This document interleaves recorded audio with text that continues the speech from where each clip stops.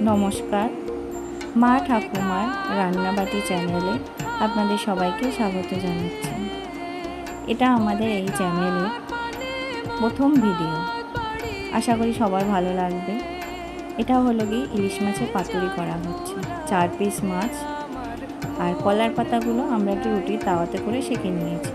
তারপরে হলুদ, নুন স্বাদ মতন দেবেন, জিরে গুঁড়ো, ধনে গুঁড়ো, লঙ্কার গুঁড়ো, সর্ষের তেল আর নারকেল আর সর্ষে বাটা। এগুলো পরিমাণ আপনাদের স্ক্রিনে লিখে দেওয়াই আছে। এরপরে এই মাছগুলোকে মশলাতে মেশানোর জন্য যে মশলাগুলো দেখালাম ওগুলো ভালো করে মিশিয়ে পেস্ট করে নেবেন।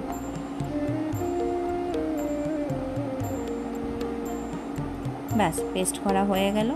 এবারে কলার পাতা দুটো নিয়ে নেবেন, ভালো করে নিয়ে হালকা একটু তেল, সর্ষের তেল দিয়ে মাখিয়ে নিতে হবে। মাখানো হয়ে গেলে এবারে মশলা মাখানো মাছগুলো একটা একটা করে পাতার উপরে দিয়ে দেবেন। ব্যাস, দেয়া হয়ে গেলে এবারে আর একটু মশলা দিয়ে দিলেন। এবার আপনি একটা করে কাঁচা লঙ্কা বা দুটো করে কাঁচা লঙ্কাও দিতে পারেন। এখানে পরে অনেকে সর্ষের তেল ব্যবহার করে, কিন্তু আমরা দিইনি।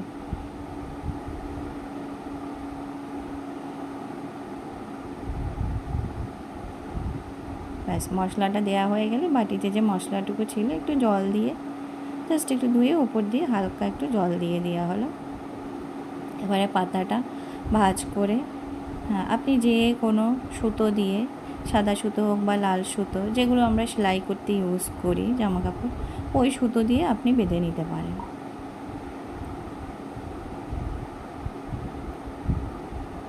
একটু টাইট করে বাঁধবেন, কিন্তু বেশি টাইট করে বাঁধবেন না।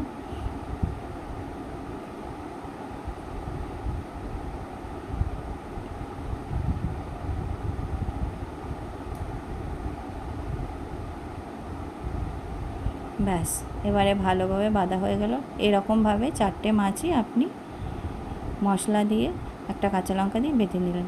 তারপরে কড়াইটা একটু গরম করে হালকা তেল দিয়ে, যেরকম একটা মাছ দিলাম এরকম 4টে মাছ আপনি একবারও দিতে পারেন, দিয়ে ঢেকে দিবেন। তারপরে হয়ে গেলে নামিয়ে নিলেন। এই যে এরকম অবস্থা হলো। সুতোটা কেটে দিতে পারেন, কেটে এবারে খুলে দেখুন, দেখতে কি সুন্দর এসছে বলুন। জাস্ট দেখলেই মানে পুরো, এই যে কাঁচা লঙ্কা সিদ্ধ দিয়েছিলাম ওটা